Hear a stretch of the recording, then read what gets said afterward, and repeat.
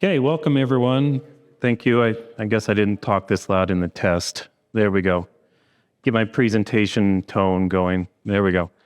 Welcome to the incident response and NIST CSF 2.0.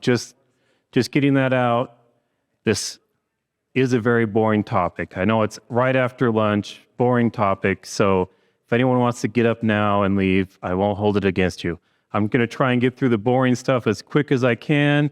Then we'll get into some scenarios and make it a little more lively. My name is Devin Shelley, and I will be presenting for this on this one here. So a little bit introduction about me and what I like to do. I like to go out hiking and get some good pictures while I'm out hiking.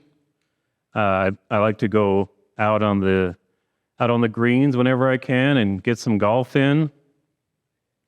I also like to travel and see if I can get pictures of decent sunsets. So that bottom sunset is at Fiji, a nice little resort that I went to for my 25th wedding anniversary. The upper right hand is Oric, California. If anyone ever wants to go see the redwoods, I recommend you going through Oregon and coming back down, and some great redwoods that you can go through there. Next to that is the Port of Phillip Bay in Melbourne, Australia. So some good sunsets that I like to get there. And of course, I typed all of my features into AI and told it to make a picture of me, and this is what it came out with. So I think it was, pretty close. Got the grayness in the white and the beard pretty well. So this is what we're going to be talking about, the NIST cybersecurity framework, and this is version 2.0. If you ever need my source, I'm not going to give it to you because it's really easy. Just type in NIST CSF 2.0 into Google, and there you go. You'll have all the information that you need. They have just download the PDF of the NIST. They have spreadsheets that you can go through. They got plenty of information there on the NIST's website. So some background on NIST and why do we want to even trust NIST? What is NIST? NIST is the National Institute of Standards and Technology. The CSS is the Cybersecurity Framework. So there's the executive order. It was issued on February 12th, 2013. NIST is a collaborative effort, and so we want to make sure that they do calls for information and callbacks, and they try and get all the information that they can. So if people want to put in information or contribute to the NIST, they can do that. So, and I just remembered I forgot my water. Thank you. So the first release of the NIST CSF was back in 2014. So we've been going off of a version that's is now 10 years old until we finally got an update. Typical government work, if I'm not mistaken. Go off the same stuff for 10 years. They did a call.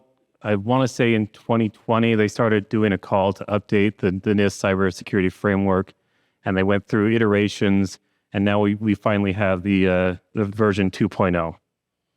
The purpose of this is to have a set of voluntary guidelines to help organizations manage and reduce cybersecurity threats. So you could I'm covering a very small portion of the cybersecurity framework today. I'll have a slide there. It's a small little sliver. What you can do is you can take the entire NIST framework and go back to your company and do an assessment on where your company stands today. If your company is flush with money, there's a couple vendors downstairs that would love to have, take your money, and then they'll come in and do an assessment for you. Now, sometimes that's needed. You might have a client or a customer that requires an external assessment of your company. So if that's the case, go see one of the vendors downstairs and just just start wandering around saying, I need help with my CIS assessment, and somebody will help you out down there. The core functions of it consists of 5 primary functions. It's going to help you identify problems, protect your data, your infrastructure, help you detect when something does happen, and once something does happen, how to respond to it, aka my talk and the incident handling and what to do, and then finally, how to recover from an incident. And so my talk won't cover recovery. We're just going to talk incident handling here today. The components, they include the framework, which is, if you think of a framework, it's a set of instructions. Like if you were building a house, you go by and you see these houses that go up and you see just the wood structure first, right? That's your basic framework. And if you think of that analogy, whether you put on stucco, whether you put on brick and you put insulation in and what rating your insulation is, that's how you build your defense in depth around that framework. So this is just bare bones what you should be doing to keep your companies safe. And you add in more things to it. With the implementation, they have implementation tiers, which helps organization determine their cybersecurity risk, because not everyone's the same. We all don't have to deal with FERPA or HIPAA or all these different things. And then profiles. They represent the alignment of the framework core and the business requirements, risk tolerance, and the resources of an organization. Now, risk tolerance is a big one when you come into businesses. I see it a lot of times, especially coming to these conferences. You get a bunch of us in a room, and it seems like the business goes out the window, and we all just start talking about the risks. And we all come back from these conferences and we just want to lock all our servers in one room and maybe even just turn them off, boom. We're the most protected if we just wall everything off and nobody can get to anything. Well, that's great, but now our business isn't making any money. And so you always have to weigh the business into the risk and what is the business willing to accept. And that's going through some of these will help you do that. Flexibility. Designed to be adaptable at various types of organizations. That is one thing that they've actually changed, and I'll go through it in the next slide. And then continuous improvement. Like I said, they encourage improvement and adaptation with the evolving security landscape, because the threats that were there in 2014 when this first came out have either gotten a lot better or they've completely changed till today. So what's the difference between version 1.1, which they came out with a couple years later, and 2.0? The main difference is now that they have you see that inner yellow circle there, the govern. That really helps you. The govern function is there, and it requires organizations to establish and monitor cybersecurity risk management strategy, expectations, and policy. Because if you don't bake the stuff into your policy, then how are you going to be able to enforce any of this stuff? If you don't have it in your policy, then your devs are going to go out there and say, well, I don't have to write this secure code, or I don't have to do any of this because you guys don't have a policy or anything that says that I have to. And then you don't ever have any teeth to do any disciplinary actions if somebody's not obeying the policy. They have a number of functions and then sub-functions that go there. We covered the functions, the govern, the identity, the protect, the detect, respond, and recover again. The number of categories and subcategories has 22 categories now and 108 subcategories. The scope, version 2 is aimed at organizations across the industries, whereas version 1.1 was originally designed to benefit the security of OT. And so they've really helped out with that. Supply chain risk management in version 2.0 has expanded the supply chain and the management risk guides. We've all seen the different attacks that come in through supply chain. I mean, when they have to have a presidential order that comes through about third-party vendors, that's when you know we're finally getting ready to take it serious. So, what is the role of incident handling? Well, the main roles of incident handling are listed here. This is, again, straight from the NIST website. We want to minimize the damage. We want to try and identify that risk as soon as we can so that we can minimize the damage as quickly as possible. We want to ensure a quick recovery. We want to be alerted as quick as we can so that we can then identify the systems that are affected and recover as quickly as possible. We want to prevent future incidents. We want to learn from every incident that we have. I had a CTO previously that said, never let a good incident go to waste.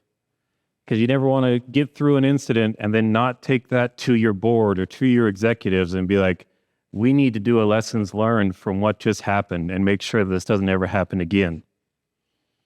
Compliance and legal requirements. It says here, many industries require organizations to have an incident response plan.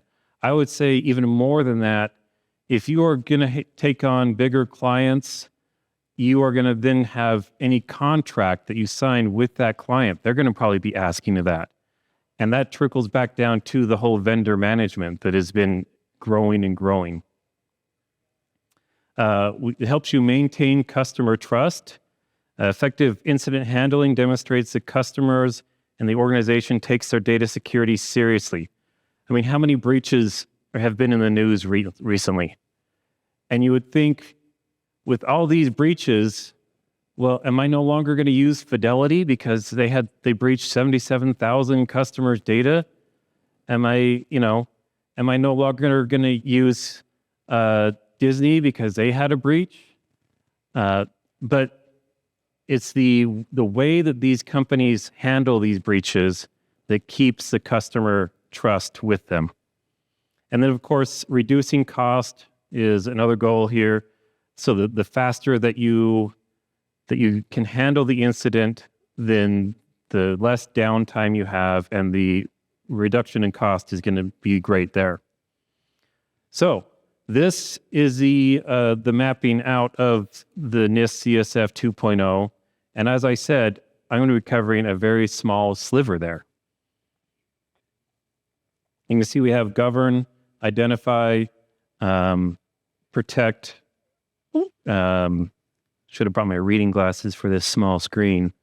Protect, detect, respond, and recover. So, and these are the main functions that we have here. My next couple slides that we got to get through before we get to the better stuff, we get out of the boring stuff, is going to go through all these subcategories of this highlighted section for the response section. So the first one is incident management, and that is you got to respond to detected cybersecurity incidents that are managed. And we have these subcategories here as soon as you find out something, you got to execute the plan and coordinate with third parties as soon as the incident is detected. Once the incident is detected, you got to start doing triage and reporting, and you got to make sure those are all validated. You got to categorize and prioritize your incidents. You got to figure out what kind of incident is and then give it a certain priority. Then you have to make sure your incidents are escalated or elevated as needed. Who do I need to get involved in this incident? Do I just need to contact my boss, or do I need to get the executives in there? Or sometimes in the worst case, do I need to get the lawyers involved? Whenever you pull the lawyers in, it brings it to a whole new level. Then you also have the criteria for initiating in the incident recovery that need to be applied. So that's the first subcategory. And then we have incident analysis. And that's where you start your investigation. You start pouring through logs. You start trying to figure out what actually happened. And so you have to establish what what has taken place during an incident and the root cause of the incident.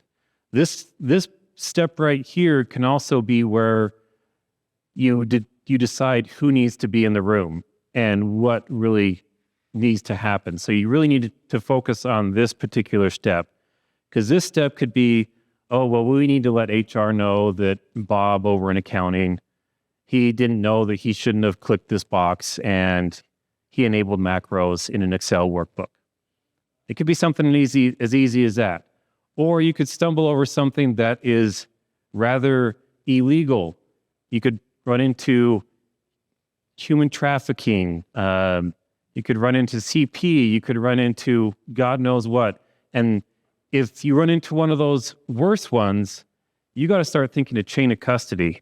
And if you run into an incident where you go, wow, this stuff is so illegal, I might end up in court one day testifying as to what happened. If that goes through your head, definitely stop for a second and then start taking notes, start taking pictures, start documenting every step that you do from there on out.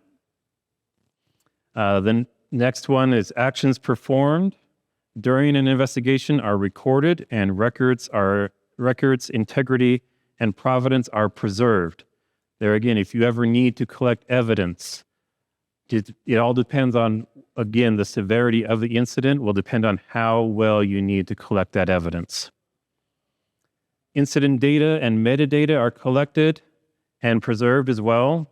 Not only just the data, but any of the metadata that you can collect on this stuff. And as I already pointed out, the magnitude of this incident is estimated and validated. Then you have reporting and communication. You got to respond and are coordinated with internal, external stakeholders as required by laws and policies. I would also add as required by client contracts. If ever you have an incident and you have big contracts with clients, as soon as you have determined that any of that client's data might be involved in there, I would recommend having somebody peel off and say, go review that contract.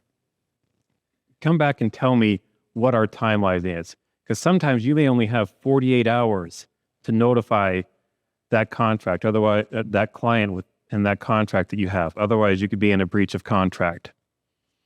And so you want to internal and external stakeholders are notified, and information is shared and designated internally and externally with all of your shareholders. Then we have incident mitigation. So you want to have activities that are performed to prevent the expansion of the event and mitigate its effects. So basically, where is it? What's happening? How far are they spreading? Are they still in our systems? How can I get this contained? And then after you contain it, how do I make sure that all this stuff is out of my system? So we just made it through all the boring stuff. Good job, everyone. We got through all that stuff. Now, let's get into some scenarios. So I'm going to read off. I have 3 scenarios. If we have time, we'll get through all 3. If not, we'll get through at least 2 of them. But I'm going to tell you a story of scenarios that, if they haven't happened to you yet, they very well could happen to you. First one, very common, business email compromise. So an employee at Toyco Company gets an email from Bob at WeShipToys.com, which is a known vendor that they have. And the employee gets this email that they have a secure message from Bob at WeShipToys.com. So, okay, maybe Bob at WeShipToys.com has a new invoice or has something encrypted that he wants me to go through. And so the employee clicks on the email and sees this login. All right? So what do? They go in, they enter their password, they enter their emails, just like I've personally heard at 3 talks here, the evil jinx that has been brought up and how many times and how easy that is to just phish somebody with some of these credentials. After the employee does all of that, they put in their MFA and all they get is this error message. So any ideas as to what the employee is going to do next? Anyone? They're probably going to, yeah, they might, let me give them my password and my MFA token again. What I think is going to happen next is the employee is going to be like, oh, well, time to go back to work. And they probably won't even give it a second thought. Be like, well, if Bob at We Ship Toys really needs to get me, he'll maybe call me and make sure. And the employee won't think to report this. The employee won't think anything's gone wrong. Meanwhile, a bad actor out there now has access to that employee's Office 365 account. The bad actor has created a rule in that employee's inbox with a subject antivirus subscription in the subject line and says, whenever an email is sent or received from that, move that folder into the RSS folder. Anyone know what that folder is? Nobody knows, but it's there in every Outlook instance, is you have the RSS folder. Nobody ever uses it. So that's the tactic that these bad actors are now using. They're not even going to the delete folder. They're just going to this new folder that is there that they're hiding in plain sight. Then the bad actor starts sending out a phishing campaign using the employee's O365 account. So anyone that this employee has ever emailed, any contact that they have in their Office 365 contacts, anything they've ever done, the bad actor basically pulls a script and says, give me any email address this Office 365 account has ever done, feeds it into their phishing campaign, and now is sending out their phishing email through here. So let's apply the NIST standards to this scenario. So on the incident response, what do we need to do for this first one, incident management? We need to respond and detect. First of all, we don't know how we got this detected, so I'll throw it out there to you. Let's say you guys are the cybersecurity team at Toyco Limited, and you get a call from a major vendor, and they're saying, are you guys now selling antivirus software? We've gotten like 10 emails saying that our antivirus software is about to expire and we need to pay you $499, and the email address is coming from Toyco Limited. And you say, what? So now here we are. Any idea of who we need to pull into the room first? Or what steps that we want to take? Audience participation is encouraged. I can kind of see hands, but if you want to, yes. Confirm that it is coming there with headers. Okay. In the case of Microsoft accounts, you revoke access to any active tokens for that user, password reset, and then start playlisting. Great. So those in the back, he said, check email headers. Make sure that what has been reported to you is actually happening. Get a copy of that email. Make sure that these emails are coming from your O365 instance. If they are, then revoke sessions for that employee's all of their sessions, which will basically force a login again, right? Kind of kill that evil jinx right in his path. Reports and triage, we probably, yes. But if they forget that stuff with your outside, that is not the authentication log to sell as a later state log. Okay, authentication logs as well as exchange logs so that you can tell, hopefully, maybe the bad actors, that when they set up that Office 365 rule, it came in from a VPN in the Netherlands or something like that. And so you can clearly tell, I should not have a successful login from Los Angeles, and then 30 minutes later, somebody successfully logged in from the Netherlands. Good point. So we start bringing out reports. We already know in this scenario that now any of the vendors are now involved. So who do we need to bring in? We need to reserve a conference room, order some pizza, and start bringing people in. We need to bring in whoever deals with our clients. Who's going to communicate to those clients? who's going to write that communication to those clients to get that information out? We also have, how is this going to be escalated or elevated?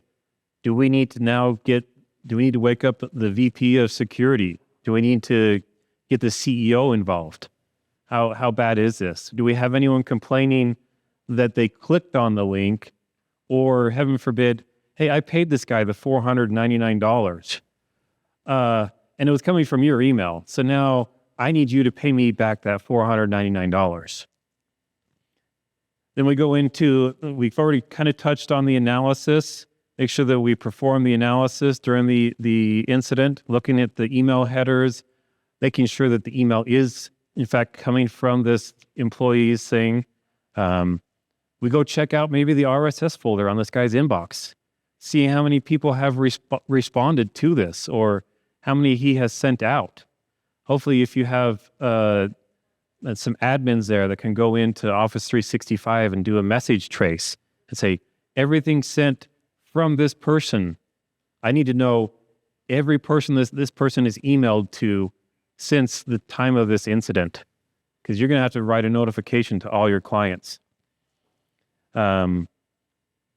Incident data, the metadata collected, all these logs that we have, the authentication logs, you're probably going to want to get screenshots of those in case anyone tries to sue you for that $499 that they just paid for their antivirus software. You're going to want to report this up, make sure that your C-suite is involved. And then mitigation. We kind of touched on mitigation as well already. We revoke the session logs of that person. And then we continually check to make sure that that person is no longer sending out emails. So, yes.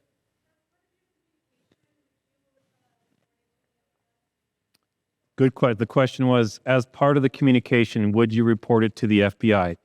Depending on the severity, yes, you would. The FBI might say, great, thanks, we'll add that to our metrics. Thank you very much. Or if it's more severity, the FBI will probably say, is this over X amount of dollars? I think the last time I said, is it $250,000 or more? If not, I'm sorry, please go talk to your cybersecurity insurance. Yes. I'm sorry, what? It's depending on the data too, right? If it's protected, some clouds protected data. Legally, like it said, it's backed by. Right. Yeah, privacy laws. The question was, what type of data is it?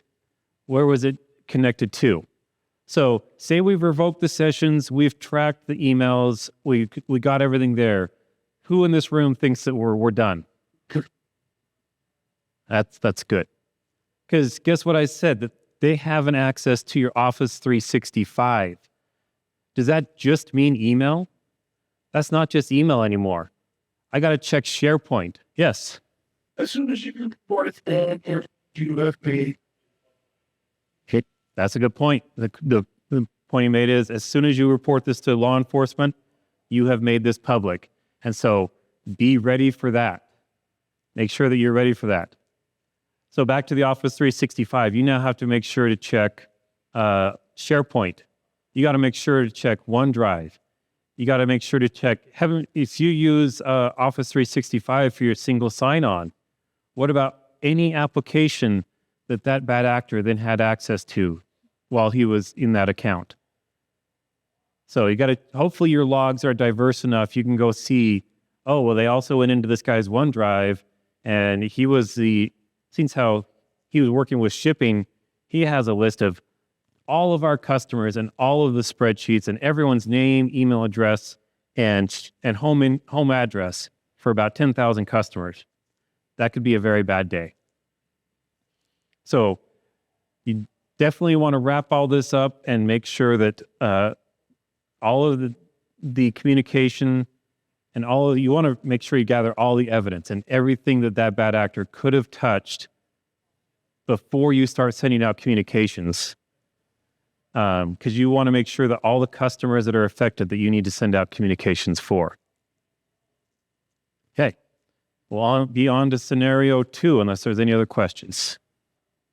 Okay. Scenario 2. What if this isn't caused by you at all? What if it is caused by a vendor?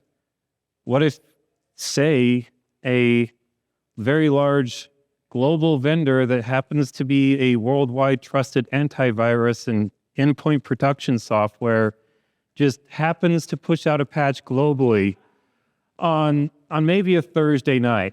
I mean, I can't, I'm just making this up.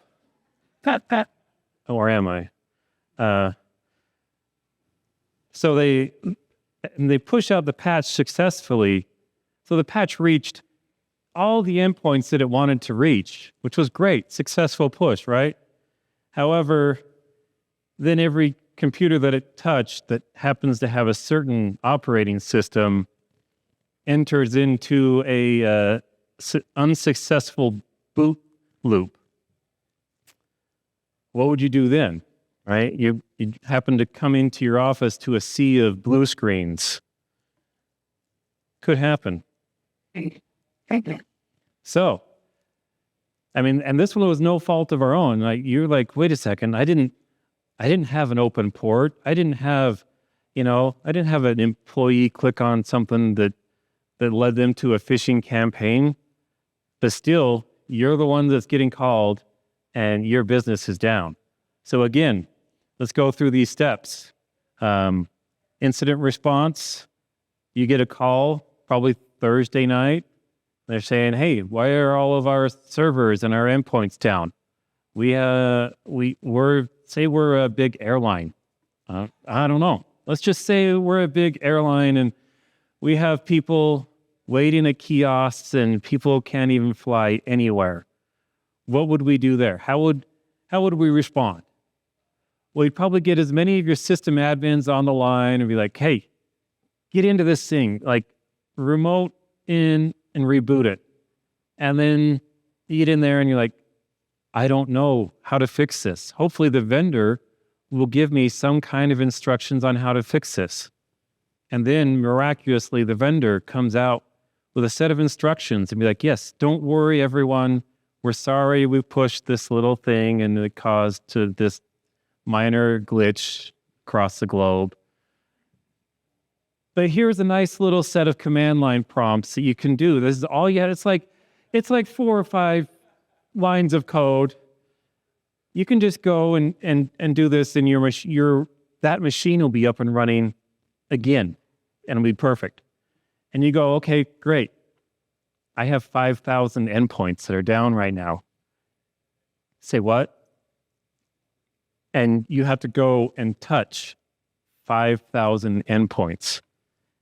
At this point, how many people do you have on your team? Let's say I'm a big airline, right? I have IT guys all over.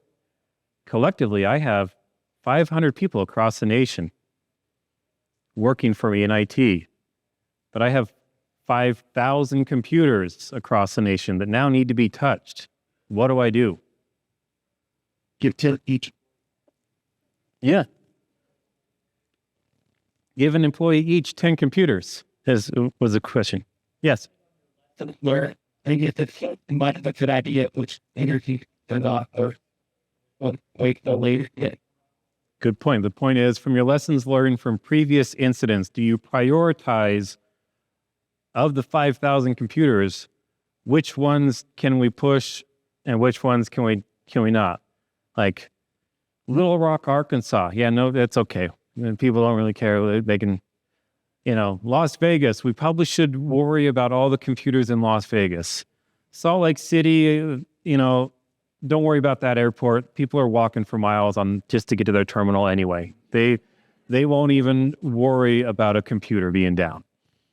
So yeah, you prioritize your computers and then you do whatever you can to get these people out there. Now what happens if, say for this fix, I have to have the administrator password and even to run these sets of code? I'm supposed to have least privilege access, right?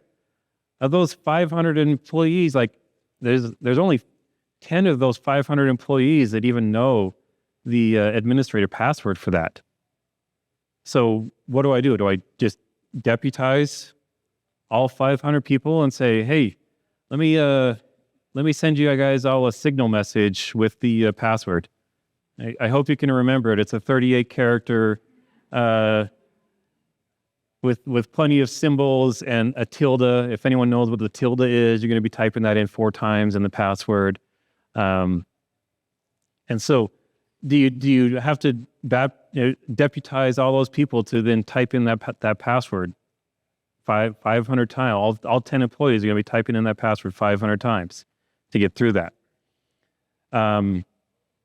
So the incident response, not really much evidence to gather here when it's a vendor's problem or a vendor's mistake to push out, but you can this one still to see what it affects. This one is the more so the steps that you should take on this one is who do you bring in and why and at what point? Because like if I'm a major airline, how do I let all of my people know, hey, if you have a flight coming up, don't bother. Just don't bother. And this is why I'm not the guy writing the responses, because that's what I'd say. Like, oh, you got a flight to Vegas? Don't bother. Drive there. You'll get there quicker if you drive. This is why I don't handle the communication going out to the clients. So you want to get the right people in the room, handle that, because it's going to be a PR nightmare, even though it wasn't caused by your organization. And then obviously mitigation sometimes with these vendor errors and vendor caused incidents, you are basically you have no choice but to wait for the whim of the vendor to hopefully fix their problem and get you back up and running, especially with all the SaaS applications there are. You could be like, well, I can't get into my service now. It's just not working. Well, it's not like there's a server on-prem anymore that you can just go and unplug and plug back in and hope that fixes it. You know, you can't run outside and unplug the cloud and plug it back in. It doesn't work like that. So, any final points on this second scenario? Okay, we'll move on to my third one. We're making good time. We might get through it. This one, let's say an employee is walking through the parking lot and they happen to see a bright, shiny USB drive. And they're like, oh, look at that USB drive. That might be expensive. I'm just going to pick it up. Let's say that USB drive happens to be labeled 2024 salaries. Or better yet, Company X 2024 layoffs. And it happens to be the name of the company that is in that parking lot. What do you think the employee that picked up that USB drive is going to do? Take it right here. They're going to take it right to security. It was the comment. Yeah, in a perfect world, that isn't there. So the employee, notice the picture is still in the parking lot. The employee pops out his laptop and immediately plugs that USB in. Like, I got to know if that John in sales, is he going to get laid off? Because employee opens it up, sees an Excel file with, hey, employee layoffs. But in order to open this file, you have to enable macros. And of course, you would think that they don't enable macros, but then what do? They click the button to enable macros. And then you're just like, facepalm. Time goes by.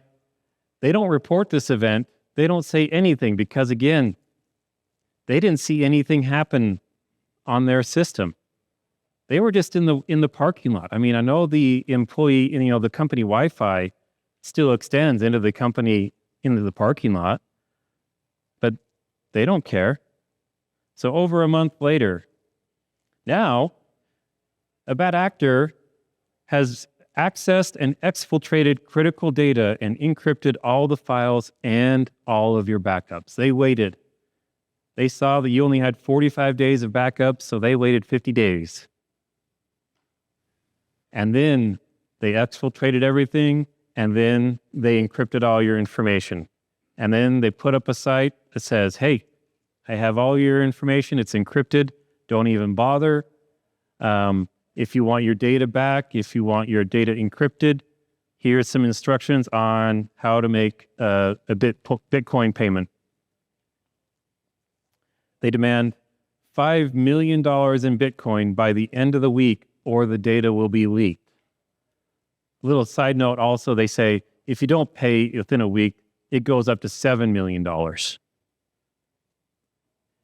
So, this one's always a fun scenario. Tabletops have been done on just ransomware. And if you haven't done a ransomware tabletop with your company, I recommend doing that, because you'd be surprised how many C-suites levels go. And you turn to your CFO and you go, do you know how to buy Bitcoin? And you go, no. Or who would you contact there?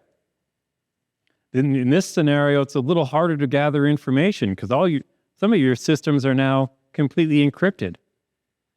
You might have systems that are completely down and you can't get any information from anyone.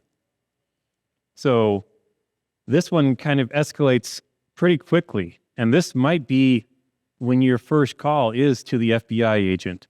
In fact, this last Monday, I went through LinkedIn and I found a connection that I had with the FBI agent in charge of the cyber squad for Utah, Idaho, and Montana. And I reached out to him, and I had him come into the office on Monday, and I had him meet my senior counsel, my VP of InfoSec, so that we could put a face to a name. And what he said is, other incidents report to the ICS-3. That'll get to us. Ransomware, call us. Call us right away. Because time is of the essence, not really much you can do. This one, in this incident, you kind of go over, it's easy to categorize and prioritize. You know what it is. You already know who you need to be bringing in. You know the criteria for it. The analysis is pretty easy. You just can't get to any of your data. You looked at your backups and you asked your backup guy and you're like, yeah, we got 45 days, but they're all encrypted. Do we have any offsite data? No, you guys said that was too expensive, so we stopped doing offsite last year. And so then you have to start doing the talks, gathering any evidence you can. And in this scenario, you may never find out that this was caused by somebody plugging in a USB drive. Because that employee that plugged that in, they just opened up that Excel workbook and it had a bunch of random names and data in there that probably didn't even apply to that company. And so they didn't even think twice about reporting it, because if they did report it, they'd be afraid of getting in trouble for looking at stuff that they shouldn't have. You want to make sure all the stakeholders are in there. This is definitely one where you pull in the CEO, the board members, everyone you can get a hold of. I don't care if it's 3 a.m.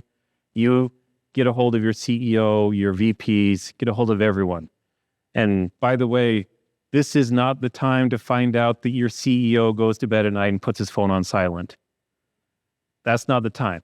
This is the time to make sure that your CEO has your information, or at least your VP's information, and teach your CEO about Do Not Disturb and how certain contacts can ring through Do Not Disturb.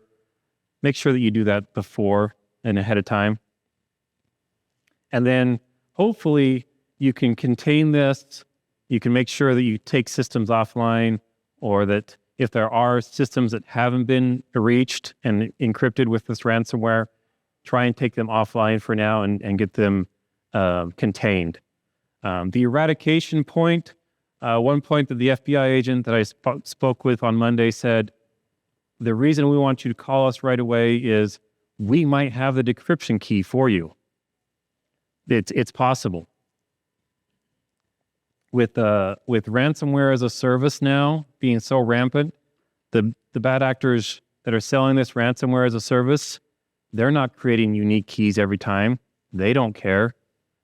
So people that are buying this ransomware as a service, they could be using something that the FBI has already cracked or somebody's already given them the key, and they can just decrypt your information and get back in there. Now, say you get your information back, that's only half the battle, right? Because in this scenario, they said they exfiltrated information. And so now you have to worry once again about what kind of client data do they have? What type of data was it? Was it credit card information? Was it PII? Was it HIPAA information? So you have to bring in all the information, all the people again, and prepare a communication out for that. Because again, ransomware is happening left, right, and center nowadays, but companies have to respond. They have to respond quickly, and they have to let their customers know what's going on, and that they're, if not, at least show that they care enough to communicate what's going on with you. Because how many times have we seen in the news that a company has been affected by an incident and they said, well, back 8 months ago, we had this incident that happened. And you're going, wait, don't you tout like a service level agreement that you'd let me know within 48 hours of anything happening? And so you kind of lose trust with that. Any other points or things people want to bring up on this scenario? Okay.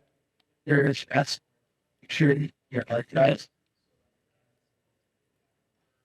The point was, if you have ransomware, make sure you pull the hard drive so you can send them to the FBI. And that's a good community point, because the more the FBI has of this stuff, the more keys they might be able to have. And yes, you might be affected, but maybe the next company down the road, we could get that key for them and get them decrypted and back up and running a lot faster. Good point.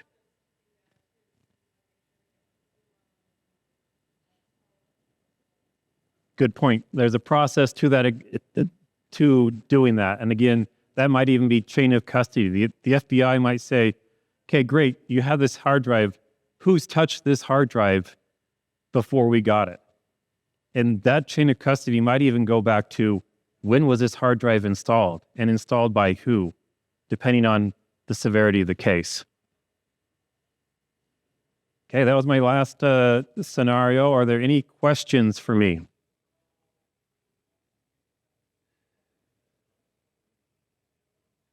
Yes.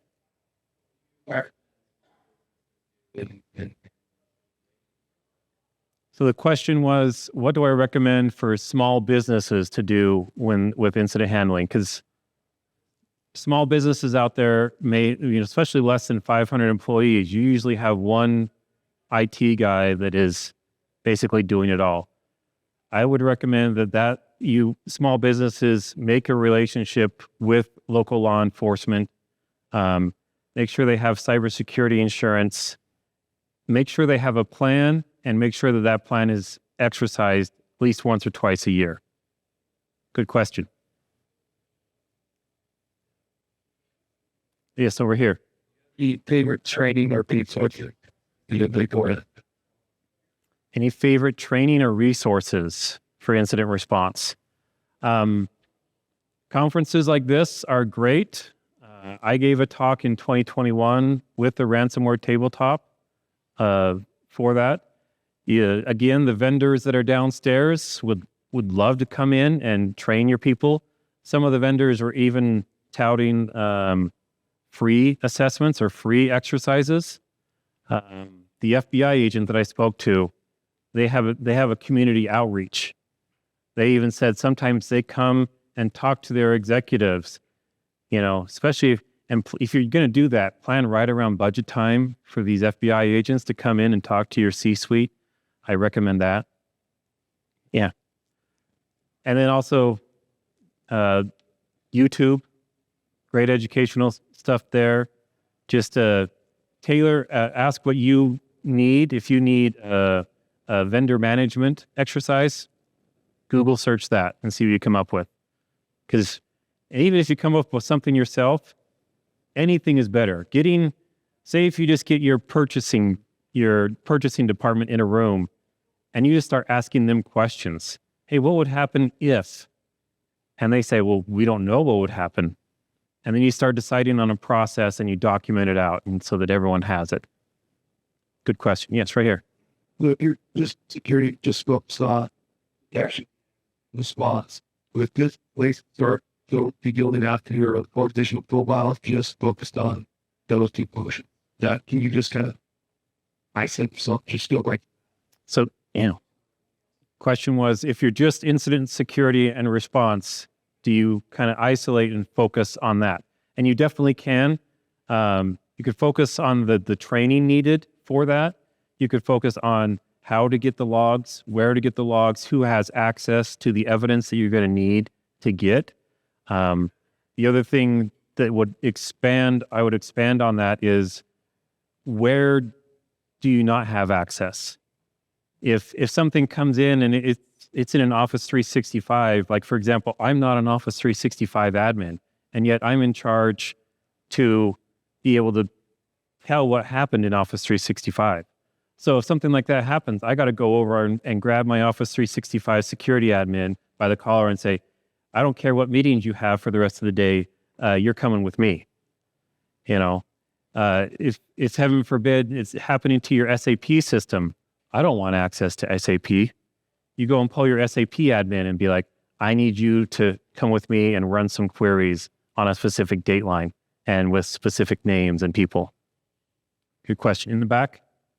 at the beginning of your mark third party to look for to that what the NIST had recommendations about how to vet third party when come here do the thing. Good question. So the question was, what these vendors that are going to come in and do this assessment, does NIST have some way to vet those customers? And I'm afraid I'm about to get into some kind of infinite loop, like who do we trust and how do we assess and who do we assess? And then how do we trust that assessment with them? No, I don't think NIST has anything on how to assess people coming in to do like a NIST assessment. I think you're just going to have to ask them some basic questions on, are you guys compliant in any way? Do you have a SOC 2 compliance report? Who have you worked with in the past? Even asking some of those questions to make sure that it's just not a fly-by-night organization, because there are so many vendors out there that are willing to sell you a software. My joke is my next door neighbor and their dog have a great cybersecurity solution that they're willing to sell me, for $50,000, and it'll solve all my problems. But yes, you would definitely want to assess your vendors, even if it's in your own way. Make sure they pass your own sniff test. And I might have time for one last question. Okay, we'll give time for the next presenter to set up. Thank you very much.